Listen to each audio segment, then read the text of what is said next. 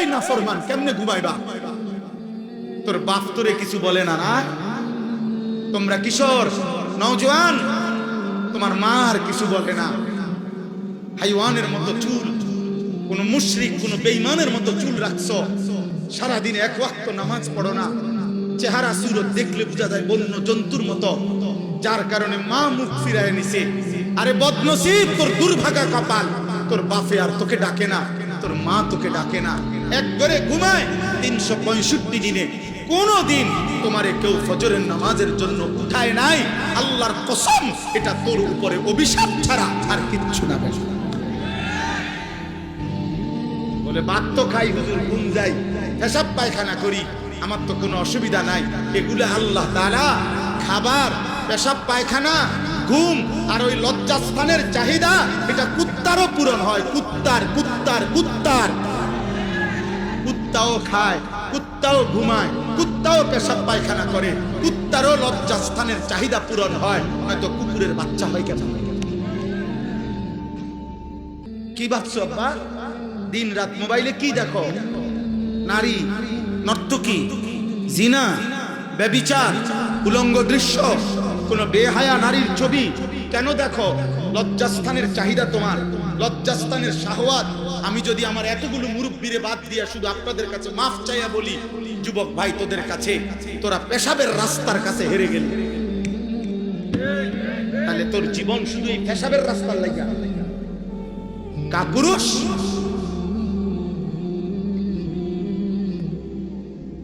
আর একটা মানুষের সৃষ্টি, এই মাথা, এই চোখ, এই চুল, এই চেহারা, এই হাত, এই নাক, এই দিল, এই দিমাগ, এই আসমান জমিন, এত কিছু দিয়ে আল্লাহ তাআলা সাজিয়েছেন শুধুমাত্র এই যৌন চাহিদার জন্য, এক নারীর জন্য। প্রিয় বাপ, তুমি কি করছো? বলো না নওজোয়ান, বলো কি করছো বাপ? তোমরা কি করছো? কি শুরু করছো তোমরা? সুখ মিলবে না বাপ, খোদার কসম, গুনাহ সুখ দিবে না। লাহুম আযাবুন আলীমুন ফিদ দুনিয়া ওয়াল আখিরাহ। কোরআন শরীফের সূরা নূরে 18 নম্বর পারায় স্পষ্ট আছে, আল্লাহ বলে যে সমাজ মুমিনদের, যাদের দ্বারা অশ্লীলতা, বেহায়াপনা, ফাহিশা, নারী পুরুষের অবাধ মেলামেশা, জিনা ব্যভিচারের অবাধ পরিবেশ, চরিত্রহীনতার অবাধ পরিবেশ চালু হয়, খোদার কসম আল্লাহ বলছে আমি তাদেরকে দুনিয়াতেও কঠিন আযাব দেব, আখিরাতেও কঠিন আযাব। লাহুম আযাবুন আলীমুন ফিদ দুনিয়া ওয়াল আখিরাহ।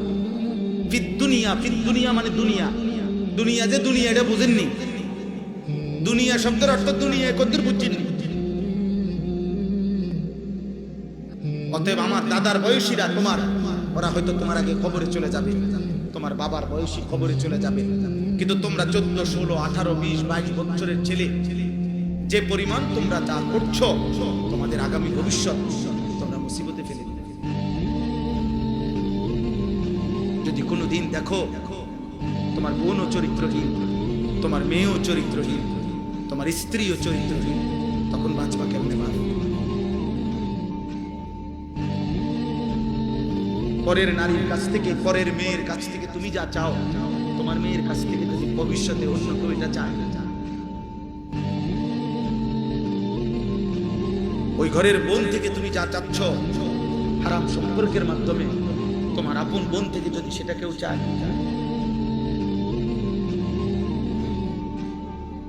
কথা বলে না, তো তুমি সেটা মেনে নিবে তো? তোমার ইজ্জত এটা মেনে নিবে তো? তোমার আত্মসম্মান এটা মেনে নিবে তো? আল্লাহর নবী সাল্লাল্লাহু আলাইহি সাল্লাম এক যুবককে এই কথাটাই বলছেন, নবীজির হাদিস। ওই যুবক জিনা করতে চেয়েছিল, নবীজির কাছে অনুমতি চাইছে, ইযান লি বিজিনা, বলছি ইয়া রাসূলুল্লাহ আমি জিনার অনুমতি চাই। আল্লাহর নবী সাল্লাল্লাহু আলাইহি সাল্লাম তাকে 5টা প্রশ্ন করছে ওই যুবককে। এই কিতাব আমার গাড়িতে আছে, আরবি কিতাব। ওই যুবককে নবী বললেন, আমি তোমার কাছে জানতে চাই, আফাতুহিব্বুহু লিউম্মিক ওয়া ইবনাতিক ওয়া উখতিক ওয়া আম্মাতিক ওয়া খালাতিক। সংক্ষেপে বললেন, নবীজি বললেন, যুবক তুমি কি চাও তোমার মায়ের সাথে কেউ জিনা করুক? যুবক বলছে, লা ইয়া রাসূলুল্লাহ, না। তোমার মেয়ের সাথে না, তোমার বোনের সাথে না, তোমার ফুফুর সাথে না, তোমার খালার সাথে না। আল্লাহ নবী বললেন, ওয়ালান নাসু লা ইউযুনাহু লিউম্মাহাতিহিম ওয়া বানাতিহিম আখাওয়াতিহিম ওয়া আম্মাতিহিম ওয়া খালাতিহিম। তাহলে যুবক মনে রেখো, কোনো মানুষও চায় না তার মায়ের সাথে কেউ জিনা করুক, তার মেয়ের সাথে কেউ জিনা করুক, তার বোনের সাথে কেউ জিনা করুক, তার ফুফুর সাথে কেউ জিনা করুক, তার খালার সাথে জিনা করুক। তুমি যা চাও না অন্যরাও তা চায় না, তাহলে তুমি কিভাবে করবা? ওই যুবক তখন চোখের পানি ফেলে বলছে, ইয়া রাসূলুল্লাহ, আমি কসম করে তওবা করলাম, এমন নাফরমানি আমি আর কোনোদিন করব না। আল্লাহর নবী তখন কাছে টেনে তার বুকে হাত দিয়া ওই যুবকের জন্য নবী 3টা দোয়া করছে। আজকে কিশোর যুবক, তোমরাও যদি কেউ নিয়ত করো যে হারাম ছবি, হারাম নারী, হারাম দৃশ্য, হারাম বিবাহ বহির্ভূত কোনো মেয়ের সাথে কোনো সম্পর্ক করবা না, অশ্লীলতার বেহায়াপনা করবা না, আমি ইনশাআল্লাহ এই দোয়া তোমাদের জন্য করব। 30 বছরের নিচে, 30 বছরের নিচে যাদের বয়স, হাত তোলো।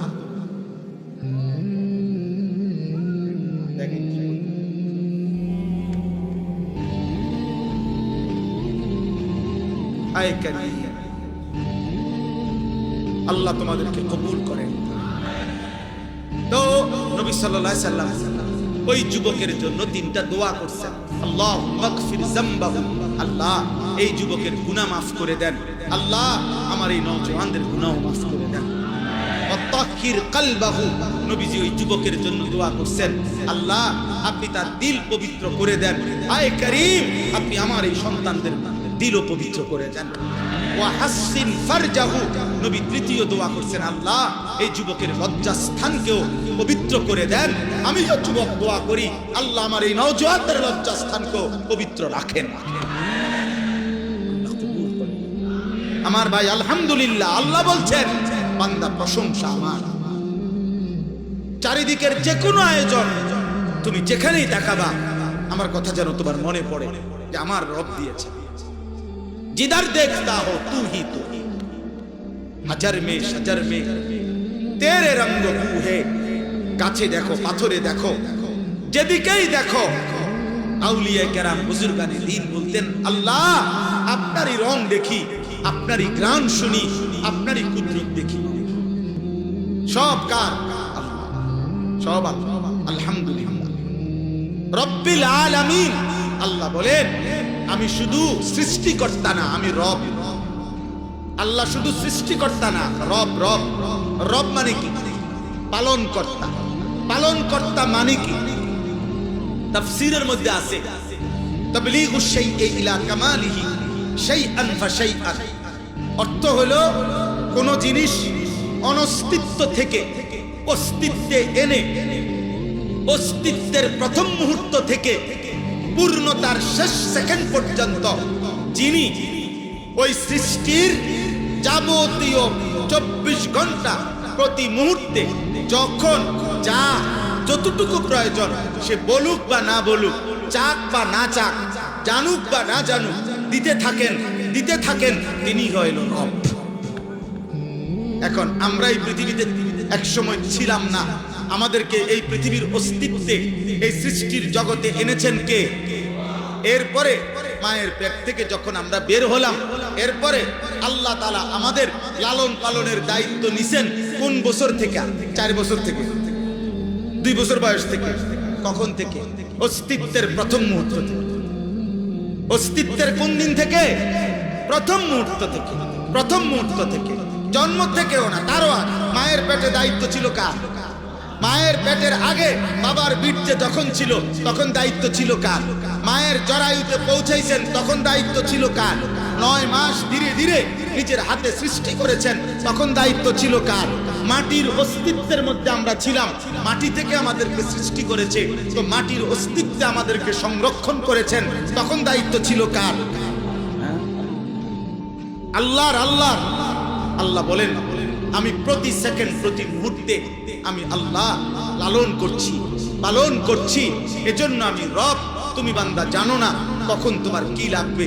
রোদ, বৃষ্টি, আলো, বাতাস, রাত, দিন, সকাল, দুপুর, ঠান্ডা, গরম, সুস্থতা, স্বাস্থ্য, যৌবন, শিশু, বৃদ্ধ, হাসি, কান্না, আনন্দ, বেদনা, আহার, নিদ্রা, সব আমি দিছি। সব সব সব সব সব অতএব অতএব এত কিছুর বিনিময়ে যদি আমি আল্লাহ আমার নামটা তোমার জবানে না শুনি, আমার সেজদাটা যদি আমি না পাই, এর চাইতে বড় অকৃতজ্ঞতা, এর চাইতে বড় সীমা লঙ্ঘন, এর চাইতে বড় গাদ্দারি আর কি হইতে পারে?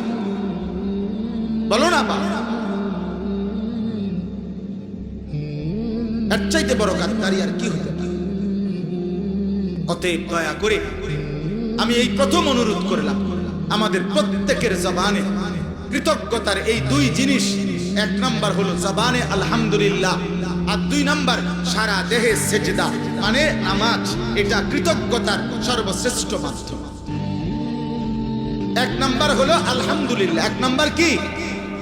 জবানে বলা। জবানে আমাদের প্রতি মুহূর্তে বারবার এই জবানে বলা উচিত আলহামদুলিল্লাহ। যখনই আমাদের জীবনের যেই কোনো প্রয়োজন পূরণ হয় তখনই আমাদের বলা উচিত আলহামদুলিল্লাহ। আলহামদুলিল্লাহ। প্রতিবার খাবারের পরে বলা উচিত আলহামদুলিল্লাহ। প্রতিবার ঘুম থেকে জেগে বলা উচিত আলহামদুলিল্লাহ। প্রতিবার বাথরুমের প্রয়োজন সেরে বের হয়ে বলা উচিত আলহামদুলিল্লাহ। অর্থাৎ রবের প্রশংসা, রবের প্রশংসা। আল্লাহ আপনি দিছেন, আপনি দিছেন, আপনি দিছেন, আপনার শুকর, আপনার শুকর, আপনার শুকর। এজন্য দোস্ত, প্রত্যেকটা বাবা ছেলে সবার কাছে অনুরোধ, ভাইয়া আমরা আল্লাহ তাআলার প্রশংসার এই বাক্য বেশি বেশি বলার চেষ্টা করব ইনশাআল্লাহ। সবাই সবাই আমরা বলি আলহামদুলিল্লাহ। আবার বলেন আলহামদুলিল্লাহ, আবার বলেন আলহামদুলিল্লাহ। সবাই কেমন আছেন? শরীর স্বাস্থ্য কেমন? ঘর পরিবার কেমন? আয় রোজগার কেমন? বাবা মা কেমন? ভাই বোন কেমন? জীবন চলছে কেমন? রাত কাটে কেমন? দিন কাটে কেমন? আলহামদুলিল্লাহ। আল্লাহ প্রশংসা, আল্লাহ প্রশংসা। এবার আল্লাহ বলেন আর রহমানির রহিম। আল্লাহ তাআলা বলছেন, বান্দা এই যে গোটা জগৎ, এই বিশাল কায়নাত আমি যে পরিচালনা করি, তোমাদের সকলকে আমি লালন পালন করি, এটা কারো পক্ষ থেকে আমার উপরে কোনো দায়িত্ব না, কারো পক্ষ থেকে আমার উপরে কোনো চাপ না। কেউ আমারে বাধ্য করে নাই, আমারে কেউ দায়িত্ব দেয় নাই, কেউ আমারে জবরদস্তি করার মতো অধিকার নাই। আর রহমানির রহিম, আমি ভীষণ দয়ালু, আমি সীমাহীন দয়াবান, আমি অপরিসীম করুণাময়। আমার দয়ায়, আমার মায়ায়, আমার রহমতের দরিয়া থেকে আমি তোমাদেরকে লালন করেছি। এবার ৩ নম্বরে আল্লাহ তাআলা বললেন, বান্দা এই কথাটা গুরুত্বপূর্ণ। আল্লাহ বলতেছে, বান্দা আমার ভীষণ দয়া তুমি দেখছো, এই যে আমি ডাকলেও খাওয়াই, না ডাকলেও খাওয়াই, সেজদা দিলেও খাওয়াই, সেজদা না দিলেও খাওয়াই, ঈমান আনলেও খাওয়াই, ঈমান না আনলেও খাওয়াই, মুমিন, মুশরিক, মুরতাদ, কাফের, হ্যাঁ সমস্ত মানুষ, পশু, জন্তু, জানোয়ার সকলকে আমি আল্লাহ লালন পালন করছি। এটা আমার রহমতের কারণে, এটা আমার রহমতের কারণে।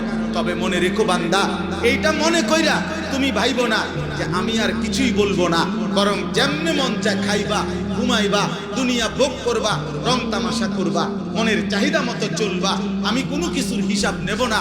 না না, মালিকি ইয়াউমিদ্দিন, আজ দুনিয়ায় আমি রহমতের কারণে যা দিলাম, অচিরেই আখিরাতের দিন আমি তার হিসাব নেব।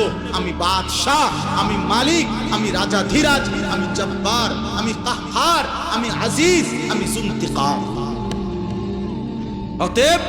অতএব তুমি এদিক সেদিক যাও, এদিক সেদিক যাও না বান্দা, তুমি আমার কাছে থাকো, আমার হুকুমে থাকো। আজ দুনিয়ায় রহমতের কারণে আমি যা দিলাম, আগামী দিনে আখিরাতে আমি তা হিসাব নেব। এজন্য বন্ধু, একটা নিঃশ্বাস, এক ঢোক পানি, এক লোকমা খাবার, চোখের একটা পলক, খেজুরের একটা দানা, খাবারের একটা অংশ, একটা বুট, একটা সামান্য কিছু জাররা, আল্লাহ তার হিসাব নেবেন, তার হিসাব নেবেন। নবীজি সাল্লাল্লাহু আলাইহি সাল্লাম একদিন হযরত ওমরকে 3 দিন ক্ষুধার্ত থাকার পরে ওমর রাদিয়াল্লাহু তাআলা আনহু 2টা খেজুর আর এক ঢোক পানি পান করছেন। নবীজি বললেন ওয়াল্লাহি লা তুসআলু আন হাযান নাঈম, ওমর আল্লাহর কসম এই নিয়ামত, এই দুইটা খেজুর আর এক ঢোক পানি, এটাও কিয়ামতের দিন তুমি আল্লাহর কাছে জবাবদিহি করতে হবে। আল্লাহর এই নিয়ামতের কি শুকর আদায় করা। অতএব মালিক ইয়াউমিদ্দিন, অতএব বন্ধু, আজ আল্লাহ তোমাদের অনেক যুবক, তোমরা ভাবছো কেউ কিছু বলে না, কেউ বাধা দেয় না, আমার মন মতো খাই ঘুমাই, গুনাহ করছি, নাফরমানি করছি, গান বাজাই, বাদ্য বাজাই, নারী দেখি, ছবি দেখি, মোটর সাইকেলে ঘুরি, অসৎ বন্ধুদের আড্ডায় পড়ে থাকি সারাদিন। তুমি মনে করছো কেউ তোমারে কিছু বলে না? না আব্বা, হাত জোড় করে বলি, ওই রব ছাড়বে না। মা ছেড়ে দিছে, বাবা ছেড়ে দিছে, এই সমাজ ছেড়ে দিছে, এই দেশ ছেড়ে দিতে পারে, কিন্তু ওই আসমানওয়ালা মালিক বলছে আমি ছাড়বো না বান্দা, আমার একটা একটা জাররা জাররা নিঃশ্বাসের হিসাবও আমি নেব। অতএব সর্বশেষ কথা হলো ইয়াকা না'বুদু ওয়া ইয়াকা নাস্তাঈন। আল্লাহ তাআলা বলছে অতএব বান্দা যদি বুঝে থাকো আজ দুনিয়া আমি দিলাম, আগামী দিনে এই দুনিয়ার হিসাব আমি আখিরাতে নেব, অতএব দুই কথার দ্বারা তোমার দিল থেকে বা তোমার বলা উচিত ইয়াকা না'বুদু, যে আল্লাহ, অতএব যেহেতু আপনি দিছেন সব, আবার আপনি হিসাবও নিবেন সব, কাজেই অন্যদিকে ঘুরে ফিরা লাভ নাই। আমি স্বীকৃতি দিলাম আমি আপনার গোলামি করব। কার গোলামি? আল্লাহর ইবাদত। তবে ওয়া ইয়াকা নাস্তাঈন, আল্লাহ আপনার হুকুম মানব, আপনার গোলামি করব, তবে একটা আবদার শুধু, মাওলা আমি একটু সাহায্য প্রার্থনা করি আপনার কাছে, আমি দুর্বল মানুষ, আমারে আপনি সাহায্য করেন, আমারে আল্লাহ আপনি তৌফিক দিয়েন, আমি যেন সেজদা দিতে পারি, আমি যেন গোলামি করতে পারি, আমি যেন গুনাহ ছাড়তে পারি, আমি যেন হালাল পথে চলতে পারি, আমি যেন হারাম বর্জন করতে পারি, এই গুনাহে ভরা দুনিয়াতে আমি আপনার রাজি মর্জির উপরে যেন চলতে পারি, আপনার আমারে সাহায্য করবেন। খোদার কসম হাদিসে আছে, আল্লাহ নবী বলছেন, আল্লাহ তাআলা বলেন যদি কোনো বান্দা দিল থেকে এই সূরা ফাতিহার এই দোয়া করতে পারে, চাইতে পারে, তো আল্লাহর ওয়াদা আছে ওয়ালি আবদি মা সাআলা, আল্লাহ ওয়াদা দিছে আমার বান্দা সূরা ফাতিহার মাধ্যমে যা চাচ্ছে আমি আমার বান্দাকে তাই দিয়ে দেব, তাই দেব। তুমি যদি বাস্তবিকে আমার সাহায্য চাও তো ইবাদতের জন্য, নামাজের জন্য, সেজদার জন্য, বন্দিগির জন্য, গুনাহ ছাড়বার জন্য, হালাল রোজগারের জন্য আমি তোমারে সাহায্য করব বান্দা। তুমি বলো তুমি দিল থেকে চাও কিনা, বাস্তবিকে চাও কিনা। বাস্তবিক করতে চাইলে, কলব থেকে চাইলে, ইখলাসের সাথে চাইলে আমি আল্লাহ তোমাকে তৌফিক দিয়েই দেব, দিয়েই দেব, দিয়েই দেব। অতএব কিশোর ভাই, যুবক ভাই, শেষ কথা আমার, দোস্ত আমার, বন্ধু আমার, নওজোয়ান সাথী আমার, নষ্ট হইও না বাপ, নষ্ট হইও না। এই পৃথিবী তোমারে মনে রাখবে না রে আব্বা। গুনার পরে আমি শেষ কথা বলি, পাপীকে কোনোদিন মানুষ মানুষ নামে ডাকে না, পাপের নামে ডাকে, পাপের নাম। যে সুদখোর তারে আর মানুষ মানুষ নামে ডাকে না, সুদখোর নামে ডাকে, সুদখোর। মানুষ বলে ঘুষখোরকে মানুষ আর মানুষ বলে না, বলে ঘুষখোর। মদখোরকে মানুষ আর মানুষ বলে না, বলে মদখোর, নেশাখোর, গাঁজাখোর, ফুট্টাখোর, বাবাখোর, ডালখোর, ইয়াবাখোর, হারামখোর। এজন্য জুয়ারিকে মানুষ আর মানুষ বলে না, জুয়ারি বলে। জিনাকার ব্যভিচারীকে মানুষ আর মানুষ বলে না, ব্যভিচারী বলে। জেনাকার বলে, লম্পট বলে, চরিত্রহীন বলে। এজন্য পৃথিবীতে একবার যদি কলঙ্কের দাগ লাগিয়া যায়, মানুষ যদি একবার বলে ফেলে তুমি সুদখোর অথবা হারামখোর, তো এই নাম মুছা বড় কঠিন হবে, বড় কঠিন হতে পারে। 100 বছর পরে, 150 বছর পরে তোমার বংশের নাতিরে মানুষ বলবে, লম্বা কথা কইস না, শহরের থেকে চিনি তোর দাদা সুদখোর ছিল। সর হতে পারে আজকের পাপ তোমার প্রজন্মের 100 বছর পরের জেনারেশনকেও লজ্জিত করে দিল। অতএব গুনাহ ছাড়ো, নজর হেফাজত করো, আখলাক হেফাজত করো। তোমার জন্য তুমি করো, তোমার ভালো তুমি করো। নাফরমানের নাম থাকে না। কোন পাপীকে মানুষ শ্রদ্ধার সাথে, মহব্বতের সাথে উচ্চারণ করে না। আমি তো পরিষ্কার বলি, ফেরাউনের নাম এই পৃথিবীর কোন মানুষ ফেরাউন নামে কোন কুত্তার নামও রাখে না, কুত্তার নাম। নমরুদ নামে কোন কুত্তার নামও রাখে না। আবু জেহেল নামে কোন কুত্তার নামও রাখে না, কুত্তার।